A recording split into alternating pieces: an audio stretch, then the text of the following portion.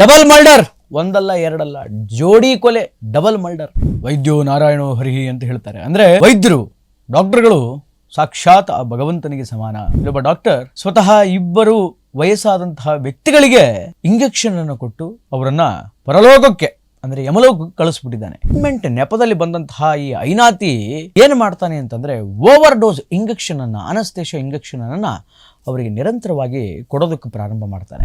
ದುಡಿಯೋ ಯೋಗ್ಯತೆ ಇಲ್ಲ ಅಂತಂದ್ರೆ ನೀವೇ ಹಾಳ ಬಾವಿಗೆ ಬಿದ್ದು ಸಾಯ್ಬೇಕಾಗ್ಲಿ, ನೀವು ದುಡಿಯೋಕ್ಕಾಗಿಲ್ಲ ಅಂತ, ನಿಮಗೂ ದುಡ್ಡು ಕೊಡಲಿಲ್ಲ ಅಂತ, ನಿಮಗೂ ದುಡ್ಡು ಸಂಪಾದನೆ ಮಾಡೋಕ್ಕಾಗಿಲ್ಲ ಅಂತ ಹೇಳಿ ಇನ್ನೊಬ್ಬರನ್ನು ಕೊಲೆ ಮಾಡೋದು ಷಂಡ್ರು ಮಾಡೋ ಕೆಲಸ, ನೀಚರು ಮಾಡೋ ಕೆಲಸ. ನಮಸ್ಕಾರ, ರೆಬಲ್ ಟಿವಿಯ ವಿಶೇಷ ಕಾರ್ಯಕ್ರಮಕ್ಕೆ ಸ್ವಾಗತ. ನಾನು ಶ್ರೀನಿವಾಸ್ ವೈದ್ಯ. ವೈದ್ಯೋ ನಾರಾಯಣೋ ಹರಿಹಿ ಅಂತ ಹೇಳ್ತಾರೆ. ಅಂದರೆ ವೈದ್ಯರು, ಡಾಕ್ಟರ್ಗಳು ಸಾಕ್ಷಾತ್ ಆ ಭಗವಂತನಿಗೆ ಸಮಾನ, ಆ ದೇವರಿಗೆ ಸಮಾನ ಅಂತ. ಯಾಕೆಂತಂದರೆ ಪ್ರಾಣವನ್ನು ಕೊಡ್ತಕ್ಕಂತಹ ದೇವರು ಒಂದು ಕಡೆ ತನ್ನ ಕರ್ತವ್ಯವನ್ನು ಮೆರಿತಾ ಇದ್ದರೆ ಆ ಪ್ರಾಣಕ್ಕೆ ಏನೂ ಧಕ್ಕೆ ಆಗದಂತೆ, ಆ ಪ್ರಾಣಕ್ಕೆ ಏನಾದರೂ ಕುತ್ತು ಬಂದಾಗ ಅವರನ್ನು ರಕ್ಷಿಸುವಂತಹ, ಉಳಿಸುವಂತಹ ಕೆಲಸವನ್ನು ಡಾಕ್ಟರ್ಗಳು ಮಾಡ್ತಾರೆ, ವೈದ್ಯರು ಮಾಡ್ತಾರೆ. ಆ ಕಾರಣಕ್ಕೆ ವೈದ್ಯೋ ನಾರಾಯಣೋ ಹರಿಹಿ ಅಂತ ಹೇಳಿದ್ದಾರೆ. ಆದರೆ ಇಲ್ಲೊಬ್ಬ ವೈದ್ಯ, ಇಲ್ಲೊಬ್ಬ ಡಾಕ್ಟರ್ ಸ್ವತಃ ಇಬ್ಬರು ವಯಸ್ಸಾದಂತಹ ವ್ಯಕ್ತಿಗಳಿಗೆ ಇಂಜೆಕ್ಷನನ್ನು ಕೊಟ್ಟು ಅವರನ್ನು ಪರಲೋಕಕ್ಕೆ ಅಂದರೆ ಯಮಲೋಕಕ್ಕೆ ಕಳಿಸ್ಬಿಟ್ಟಿದ್ದಾನೆ. ಎಂತಹ ನೀಚ ಮನಸ್ಥಿತಿ ನೋಡಿ. ಅವನು ಬರೀ ಡಾಕ್ಟ್ರಾ? ನೋ, ಅವನು ಸಂಬಂಧಿಕನೂ ಕೂಡ.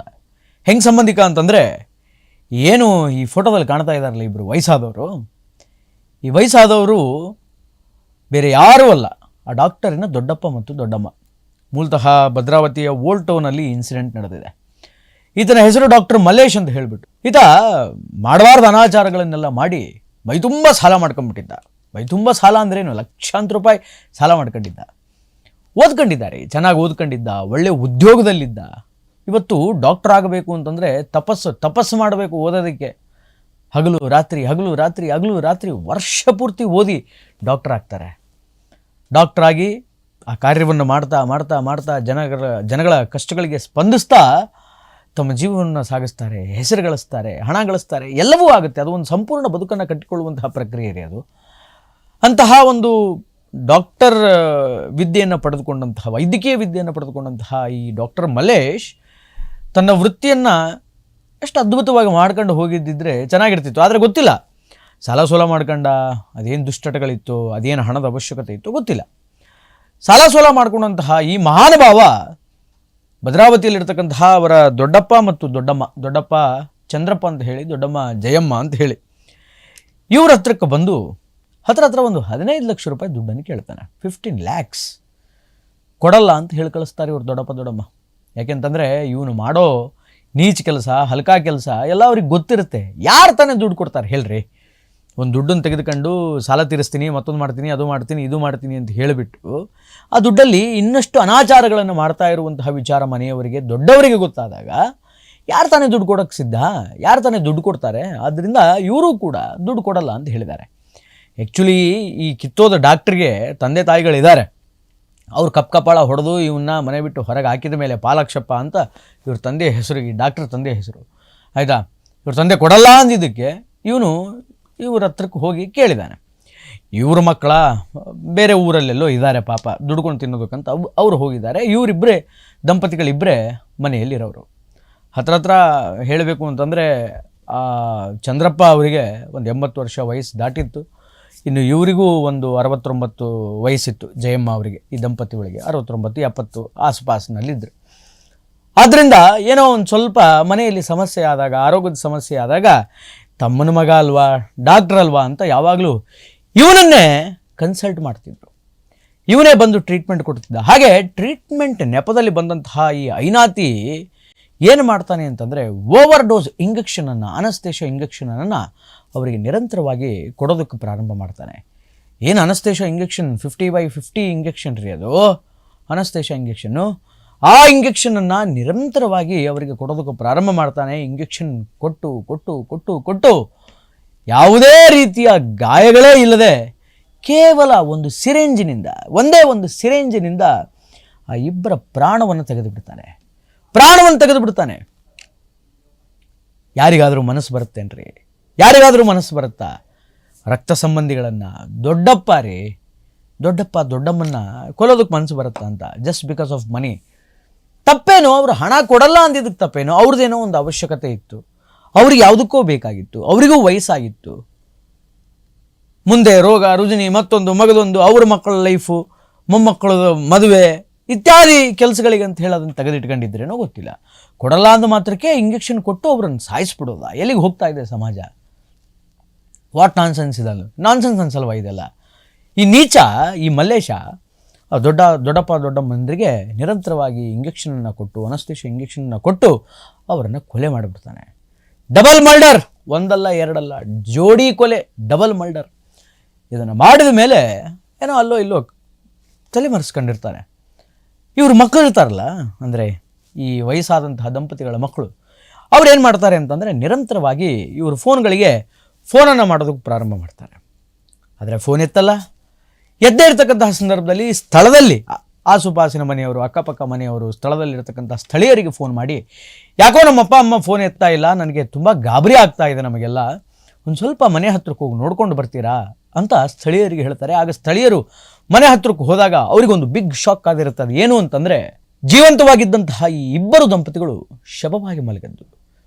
ಇದು ಒಂಥರ ಹೆಂಗಾಗ್ಬಿಡುತ್ತೆ ಅಂತಂದರೆ, ಒಂದು ರಹಸ್ಯದ ಸಾವು ಅಂತ ಅನಿಸ್ಕೊಂಡ್ಬಿಡುತ್ತೆ. ಅರೆ, ಬೆಳಗ್ಗೆ ತಾನೇ ಚೆನ್ನಾಗಿದ್ರು, ನಿನ್ನೆ ತಾನೇ ಚೆನ್ನಾಗಿದ್ರು, ಓಡಾಡ್ಕೊಂಡಿದ್ರು, ತಿನ್ಕೊಂಡು ಉಣ್ಕೊಂಡು ಆರಾಮಾಗಿದ್ರು, ಅಕ್ಕಪಕ್ಕ ಮನೆಯವರನ್ನು ಮಾತಾಡಿಸ್ತಾ ಇದ್ರು. ಆದರೆ ಈಗ ಏಕಾಏಕಿ ಇಬ್ಬರು ಎಟ್ ಎ ಟೈಮ್ ಪ್ರಾಣವನ್ನು ಬಿಟ್ಬಿಟ್ಟಿದ್ದಾರಲ್ಲ, ಏನಾಗಿದೆ ಅನ್ನುವಂತಹ ಒಂದು ದೊಡ್ಡ ಕ್ವಶನ್ ಮಾರ್ಕ್ ಎಲ್ಲರಲ್ಲಿ ಕಾಡ್ತಾ ಇತ್ತು. ಆದರೆ ಈಗ ಈ ದಂಪತಿಗಳ ಸಾವಿನ ರಹಸ್ಯ ಅದು ಬಯಲಾಗಿದೆ. That's just because of a police investigation ಇಂದ. ಶಿವಮೊಗ್ಗ ಜಿಲ್ಲೆಯ ಪೊಲೀಸರು ಮಾಡಿರುವಂತಹ ತನಿಖೆಯಿಂದ ಈ ಸತ್ಯ ಹೊರಗಡೆ ಬಂದಿದೆ. ಇವರ ತಮ್ಮನ ಮಗ, ಪಾಲಾಕ್ಷಪ್ಪನ ಮಗ ಆದಂತಹ ಈ ನೀಚ ಡಾಕ್ಟರ್ ಏನಿದಾನಲ್ಲ ಮಲೇಶ್ ಅಂತ ಹೇಳಿ, ಇವನು ಅನಸ್ತೇಷಿಯಾ ಇಂಜೆಕ್ಷನ್ನ ಕೊಟ್ಟು, ಓವರ್ ಡೋಸ್ ಇಂಜೆಕ್ಷನ್ನ ಕೊಟ್ಟು ಟಾರ್ಚರ್ ಮಾಡಿ ಅವರನ್ನು ಕೊಲೆ ಮಾಡಿದ್ದಾನೆ ಅನ್ನುವಂಥ ವಿಚಾರ ಗೊತ್ತಾಗುತ್ತೆ. ಅವರಿಬ್ಬರು ಉಸಿರನ್ನು ನಿಲ್ಲಿಸಿದ ಮೇಲೆ, ಅವರಿಬ್ಬರ ಪ್ರಾಣ ಪಕ್ಷಿ ಹಾರಿ ಹೋದ ಮೇಲೆ ಮನೆಯಲ್ಲಿರ್ತಕ್ಕಂತಹ ಚಿನ್ನ, ಒಡವೆ, ಹಣ ಅದನ್ನೆಲ್ಲ ದೋಚ್ಕೊಂಡಿದ್ದಾನೆ. ಹತ್ರ ಏನೂ ಇಲ್ಲ ಅಂದರೆ 86 ಗ್ರಾಮ್ ಚಿನ್ನವನ್ನು ಇವರ ಮನೆಯಿಂದ ಅವನು ತೆಗೆದುಕೊಂಡು ಹೋಗಿ ಸಾಲ ತೀರಿಸುವಂತಹ ಒಂದು ಪ್ರಯತ್ನದಲ್ಲಿದ್ದ. ಎಟ್ ದಟ್ ಸೇಮ್ ಟೈಮ್ ಆಗ ಪೊಲೀಸರ ಕೈಯಲ್ಲಿ ಲಾಕ್ ಆಗಿದ್ದಾನೆ ಡಾಕ್ಟರ್ ಮಹೇಶ್. ಶಿವಮೊಗ್ಗ ಪೊಲೀಸರ ಕೈಯಲ್ಲಿ ಲಾಕ್ ಆಗಿದ್ದಾನೆ. ಈಗ ಕಂಬಿ ಹಿಂದೆ ಎಣಿಸ್ತಾ ಕೂತಿದ್ದಾನೆ. ಏನು ಆ ಕಂಬಿಗಳಿರುತ್ತಲ್ಲ ಅದನ್ನು ಎಣಿಸ್ತಾ ಕೂತಿದ್ದಾನೆ. ದುಡಿಯೋ ಯೋಗ್ಯತೆ ಇಲ್ಲ ಅಂತಂದರೆ ನೀವೇ ಹಾಳಬಾವಿಗೆ ಬಿದ್ದು ಸಾಯ್ಬೇಕಾಗಲಿ, ನೀವು ದುಡಿಯೋಕ್ಕಾಗಿಲ್ಲ ಅಂತ, ನಿಮಗೂ ದುಡ್ಡು ಕೊಡಲಿಲ್ಲ ಅಂತ, ನಿಮಗೂ ದುಡ್ಡು ಸಂಪಾದನೆ ಮಾಡೋಕ್ಕಾಗಿಲ್ಲ ಅಂತ ಹೇಳಿ ಇನ್ನೊಬ್ಬರನ್ನು ಕೊಲೆ ಮಾಡೋದು ಷಂಡ್ರು ಮಾಡೋ ಕೆಲಸ, ನೀಚರು ಮಾಡೋ ಕೆಲಸ. ಎಂತಹ ಮನಸ್ಥಿತಿ ಇದೆ ನೋಡಿ, ಎಂತಹ ಮನಸ್ಥಿತಿ ಇದೆ ನೋಡಿ. ಹೌದ್ರಿ, ಯಾರೋ ಹೊರಗಿನ ಡಾಕ್ಟ್ರು ಆಸೆಗೋಸ್ಕರ, ಹಣದ ಆಸೆಗೋಸ್ಕರ, ದುಡ್ಡಿನ ಆಸೆಗೋಸ್ಕರ ಏನೋ ಮಾಡ್ತಾರೆ ಅಂತಂದರೆ ಒಂದರ್ಥ, ಏನೋ ಮೋಸ ಮಾಡಿಬಿಟ್ರು ಅಂತಂದರೆ ಓಕೆ ಒಂದರ್ಥ, ನಂಬೋಣ, ಹೊರಗಿನ ಡಾಕ್ಟ್ರಪ್ಪ ಬೇಡ ಅವ್ರ ಸಹವಾಸ. ಮುಂದೆ ಯಾರ ಹತ್ರ ಆದರೂ ನಾವು ಟ್ರೀಟ್ಮೆಂಟ್ ತಗೊಳಕ್ಕೆ ಹೋದಾಗ, ಅಥವಾ ಯಾರ ಹತ್ರ ಆದರೂ ಇಂಜೆಕ್ಷನ್ ಚುಚ್ಚಿಸ್ಕೊಳ್ಬೇಕಾದ್ರೆ ನಮ್ಮ ತೋಳುಗಳನ್ನು ಕೊಡುವಾಗ ಒಂದು ಸ್ವಲ್ಪ ವಿಚಾರ ಮಾಡ್ತೀವಿ. ಆದರೆ ರಕ್ತ ಸಂಬಂಧಿನೇ ರೀ, ರಕ್ತ ಸಂಬಂಧಿನೇ, ಸ್ವಂತ ತಮ್ಮನ ಮಗನೇ ಡಾಕ್ಟರ್ ಆದವನು ಟ್ರೀಟ್ಮೆಂಟ್ ಕೊಡೋ ನೆಪದಲ್ಲಿ ಅಂತಹ ಓವರ್ ಡೋಸ್ ಇಂಜೆಕ್ಷನನ್ನು ವಯಸ್ಸಾದವ್ರಿಗೆ ಕೊಟ್ಟು ಅವರನ್ನು ಹರಿಪಾದಕ್ಕೆ ಕಳಿಸಿ ಮನೇಲಿರೋ ಚಿನ್ನ, ಒಡವೆ, ಹಣ ಅದನ್ನೆಲ್ಲ ದೋಚ್ಕೊಂಡು ಹೋಗ್ತಾರೆ ಅಂತಂದರೆ ಯಾರ ಮೇಲೆ ವಿಶ್ವಾಸ ಇಡಬೇಕು? ಸಮಾಜ ಯಾವ ದಿಕ್ಕಿಗೆ ಸಾಗ್ತಾ ಇದೆ ನಿಜವಾಗ್ಲೂ ಕೂಡ ಗೊತ್ತಾಗ್ತಾ ಇಲ್ಲ. ಇವತ್ತು ಹೆಂಗಾಗ್ಬಿಟ್ಟಿದೆ ಅಂತಂದರೆ ಸಮಾಜ, ಯಾವ ವ್ಯವಸ್ಥೆಯ ಮೇಲೂ ಕೂಡ ಎಕ್ಸ್ಟ್ರೀಮ್ ನಂಬಿಕೆ ಅನ್ನುವಂಥದ್ದು ಬರ್ತಾನೇ ಇಲ್ಲ ಜನಗಳಿಗೆ. ಪೊಲೀಸ್ ಡಿಪಾರ್ಟ್ಮೆಂಟ್ ಮೇಲೆ ಬರ್ತಾ ಇಲ್ಲ, ಡಾಕ್ಟರ್ಗಳ ಮೇಲೆ ಬರ್ತಾ ಇಲ್ಲ, ಸ್ವಂತ ರಕ್ತ ಸಂಬಂಧಿಗಳ ಮೇಲೆ ವಿಶ್ವಾಸ ಅನ್ನುವಂಥದ್ದು ಹೋಗಿದೆ. ಏನಾಗ್ತಾ ಇದೆ ಅಂತ ಸಮಾಜದಲ್ಲಿ. ಸೊ ರೈಟ್ ನಾವು ಡಾಕ್ಟರ್ ಮಲ್ಲೇಶ್ ಈ ನೀಚ, ಆ ವಯಸ್ಸಾದಂಥವರನ್ನು ಕೊಂದಂತಹ ಈ ನೀಚ ಸದ್ಯಕ್ಕೆ ಪೊಲೀಸ್ ಕಸ್ಟಡಿಯಲ್ಲಿದ್ದಾನೆ.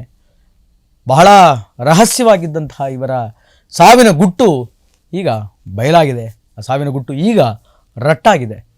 ನೋಡೋಣ ಇದು ಎಲ್ಲಿವರೆಗೂ ಹೋಗುತ್ತೆ, ಏನಾಗುತ್ತೆ ಅಂತ. ಆದರೆ ಈ ತರಹದ ಘಟನೆಗಳನ್ನು ಯಾವತ್ತೂ ಕೂಡ ಎಂಟರ್ಟೈನ್ಮೆಂಟ್ ಮಾಡಬೇಡಿ.